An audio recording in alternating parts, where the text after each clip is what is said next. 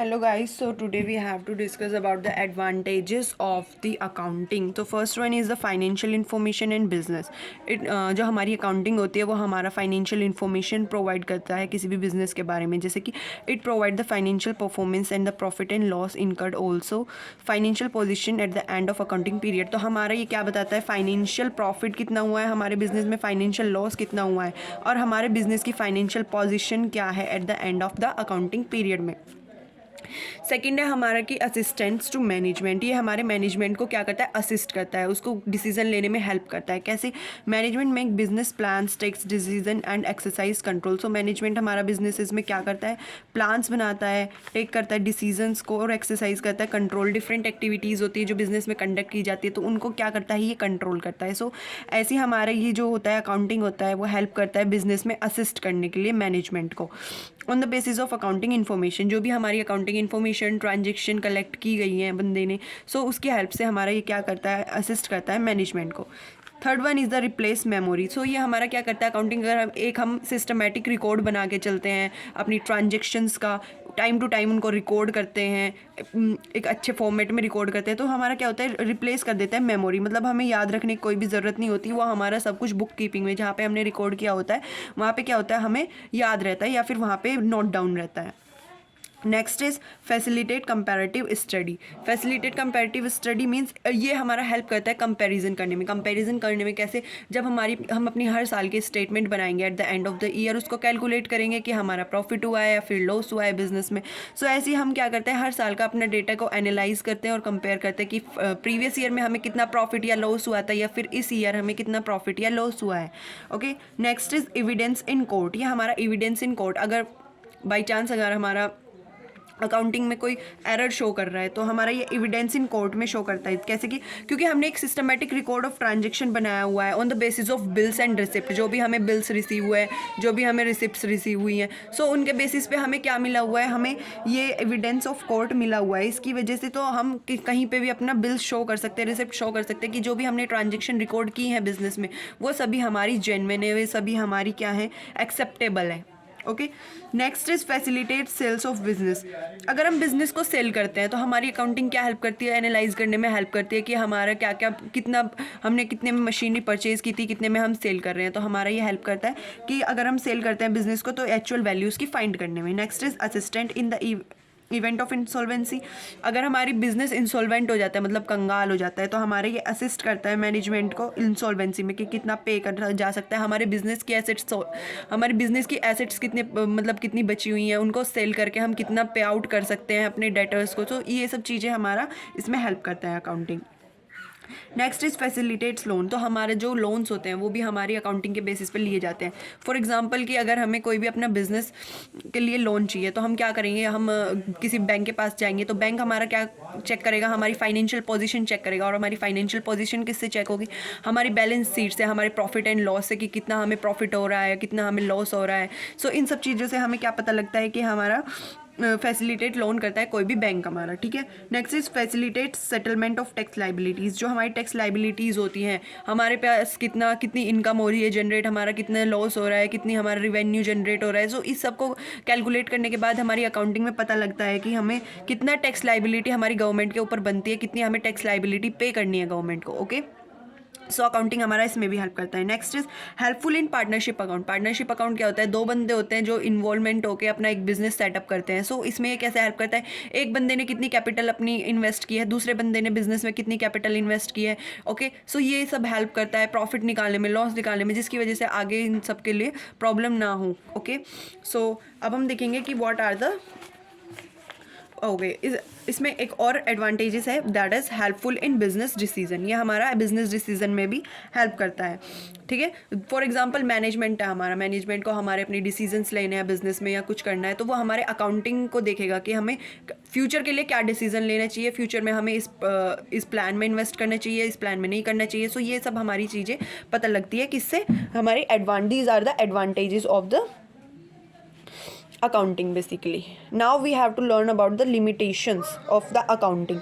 So limitations क्या क्या होंगी हमारी अकाउंटिंग की। पहली है, accounting is not fully exact. जो हमारा अकाउंटिंग होता है वो हमारा फुली एग्जैक्ट वैल्यू प्रोवाइड नहीं करता किसी भी चीज़ की। फॉर एग्जांपल जैसे कि most transaction are recorded on the basis of evidence, yet some estimates are also made in ascertaining the profit or loss.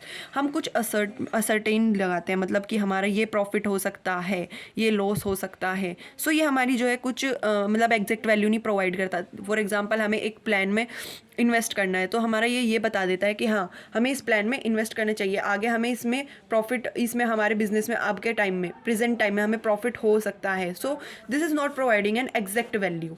Next is unrealistic information. Unrealistic information, accounting information में not be realistic since accounting statements are prepared following concept and convention. So हमारा ये बोलता है कि जो हमारी accounting informations होती हैं वो कैसी होती हैं, हमारी अनरियलिस्टिक, मतलब रियल नहीं होती हैं. वो बेसिकली वो प्रिपेयर करी जाती है हमारी हर एक statement on the basis of accounting concepts and accounting convention and principles. Okay, next is accounting ignores the qualitative elements. Qualitative elements क्या होते हैं हमारे, like the in quality, skills, management, staff, industrial relations, public relationship.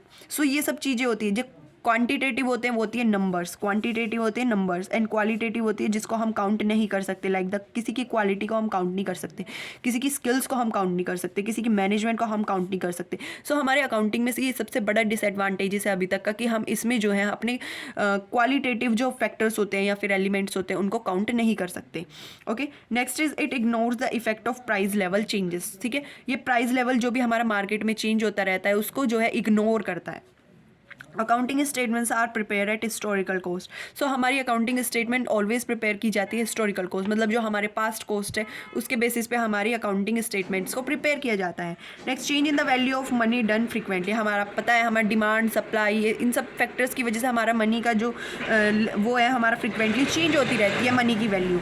It pre assumes that money remains stable. ये हमारा assume करता है कि जो हमारी मनी रहती है वो हमेशा के लिए स्टेबल रहती है. हिस्टोरिकल कॉस्ट जो होती है उसके ऊपर उसमें में उसके बेसिस पे हमारी जो है ये प्रिपेयर करी जाती है. Okay, through which accounting does not to provide correct financial results. इसी की वजह से बोलता है कि हमारी जो अकाउंटिंग होती है वो हमारा करेक्ट जो रिजल्ट्स होते हैं बिजनेस में वो प्रोवाइड नहीं कर पाती. ठीक है, सो ये हमारा होता है ignores the effect of price level changes. एक ये भी इसका सबसे बड़ा डिसएडवांटेजेस होता है हमारा अकाउंटिंग का. ठीक है, next is it may lead to window dressing, manipulation of account in a way. हमारे जो बिजनेसेस होते हैं उसमें मैनिपुलेशन इस तरीके से किए जाते हैं, ठीक है, कि कभी कभी conceal vital factor that present financial statement shows a better position that what is actually. मतलब हमारे बिजनेस में हमें एक ऐसी पोजीशन को शो किया जाता है जो कि हमारे एक्चुअल बिजनेस उस पोजीशन पे है ही नहीं, हमें ज़्यादा अच्छी पोजीशन दिखा देते हैं हम अपने बिजनेस की. सो ये होता है हमारा window dressing. Under such situation profit और लॉस अकाउंट और balance sheet does not able to provide a fair value. इसमें क्या होता है कि जब हमारी बिजनेस की वो वाली कैपेबिलिटी है ही नहीं लेकिन हम फिर भी उसको वो शो कर रहे हैं, तो ये हमारा क्या बोलता है कि जो हमारी प्रॉफिट और लॉस जो बैलेंस शीट भी कंपनी ने बनाई है या फिर प्रॉफिट एंड लॉस अकाउंट जो हमारी कंपनी ने बनाया है वो हमारे एक फेयर वैल्यू प्रोवाइड नहीं कर पाता किसी भी बंदे को. ठीक है, now what are the role of accounting in a business. हमारा रोल ऑफ अकाउंटिंग क्या होता है किसी भी बिजनेस में. First is maintenance of systematic record. हमारा बिजनेस में ये हेल्प करता है मेंटेन करने में systematic record, like the financial events and transaction जो भी हमारी बिजनेसेस में होती है उनको रिकॉर्ड करने में हेल्प करता है. Second is assistant to management. ये मैं पहले भी आपको पॉइंट्स बता चुकी हूँ लेकिन फिर भी मैं आपको बता रही हूँ. Assistant to management means management को डिसीजन लेने में हेल्प करता है कि what decision have to be taken in the business as per their profit and loss and as per their checking the statements, की उनकी स्टेटमेंट चेक करके profit and loss check करके बिजनेस में. Next is facilitate comparative study. हमारा 1 साल का और 2 साल का कंपेयर करता है डेटा को और उसको कंपैरेटिव स्टडी को बताता है कि क्या होगा, हमें कौन से प्लान में इन्वेस्ट करना चाहिए, कौन से में नहीं करना चाहिए, इस साल हमें प्रॉफिट हो रहा है या फिर लॉस हो रहा है. हमारे 2-3 साल के डेटा को हम अपने कंपेयर कर सकते हैं ईजिली क्योंकि हम हर साल का क्या कर रहे हैं, डेटा को मेंटेन करके चल रहे हैं. Next is evidence in court. Evidence in court में हेल्प करता है. Next is others. अदर्स में हमारे ये सब चीज़ें आ जाएंगी. Okay, that I have discussed earlierly. Okay, so these are the roles of accounting. Roles of accounting in a business and advantages in a business. Advantages of accounting are both are same. Next is a accounting process. So accounting process हम एक बार discuss कर चुके हैं लेकिन एक बार और हम बहुत ही डीप में डिस्कस करते हैं और ये वाला जो फॉर्मेट होता है ये बहुत ही कम मतलब बुक्स में ही प्रोवाइड किया जाता है और कहीं पे प्रोवाइड नहीं किया जाता। सो अगर आप इसको अच्छे से लर्न करें तो ये मुझे लगता है सबसे बेस्ट है। So first is a financial transaction and events को, जो भी हमारी फाइनेंशियल मनी रिलेटेड ट्रांजेक्शन होती है और इवेंट्स होते हैं उनको हम रिकॉर्ड करते हैं अपने अकाउंटिंग में। ये हमने पढ़ा था। उसको सबसे पहले हमारा होता है कि हम रिकॉर्डिंग करते हैं। उसकी रिकॉर्डिंग कहाँ पे करते हैं? रिकॉर्डिंग करते हैं हम उसकी जर्नल में। और जर्नल में हमारा क्या क्या बनाया जाता है? Cash book, purchase book, sales book. Recording करने के बाद हम उसको cash book, purchase book, sales book, purchase return book, sales return book, bills payable book, bills receivable book and journal proper, इन सब चीज़ों में हम अपनी ट्रांजेक्शन को रिकॉर्ड करते हैं। रिकॉर्ड करने के बाद हम उसको लेजर में प्रोसेस करते हैं, मतलब पोस्ट करते हैं उसको लेजर में। लेजर में पोस्ट करने के बाद उसको हम क्लासीफाई करते हैं कि इस वाले सेक्शन के अंदर हमारी सेल्स आएंगी, इस वाले सेक्शन के अंदर हमारे रिसीवेबल्स आएंगे, मतलब जो भी हमने रिसीव किया है अपने बिजनेस में या फिर जहाँ से हमारा पैसा गया है, ये सब चीज़ें हम उसको क्लासीफाई करेंगे। क्लासीफाई करने के बाद हम उसको क्या करेंगे? समराइज करेंगे। समराइज क्या करना होता है? मतलब पूरे डेटा को कलेक्ट करना, कि हमारा ट्रायल बैलेंस बनेगा, फिर ट्रेडिंग प्रॉफिट एंड लॉस बनेगा एंड बैलेंस शीट बनेगा। मतलब ट्रायल बैलेंस में हमारे कौन कौन सी चीज़ें आएंगी, ट्रेडिंग प्रॉफिट एंड लॉस में हमारी कौन कौन सी चीज़ें आएंगी और फिर बैलेंस शीट में कौन कौन सी चीज़ें आएंगी। तो इसको हम बोलते हैं समराइज करना। हमने पूरी ट्रांजेक्शन ऑफ डेटा को समराइज कर लिया, मतलब एक फॉर्मेट में डाल दिया। 3 फॉर्मेट बनेंगे हमारे, trial balance, profit and loss and balance sheet. Then उसको हम क्या करेंगे? Analysis and interpret. Analysis and interpret क्या होता है हमारा? कि हम उसको कैलकुलेट करेंगे कि जो भी हमने कैलकुलेशन की है वो करेक्ट भी है या नहीं है, और फिर उसको क्या करेंगे? कम्युनिकेट करेंगे टू द यूजर्स। यूजर्स कौन होते हैं हमारे? जिसको भी हमारी बिजनेस में डिसीजन लेना है, या फिर एक्सटर्नल यूज़र होता है, इंटरनल यूज़र होता है। एक्सटर्नल यूज़र का हमारे बिजनेस में किसी को इन्वेस्ट करना है तो उसको हमारी फाइनेंशियल पोजीशन जाननी है, तो उस सभी को हम एक इस प्रोसेसर से क्या करेंगे? एक डेटा को प्रेजेंट करेंगे। So guys, if you like my video please subscribe it and thank you.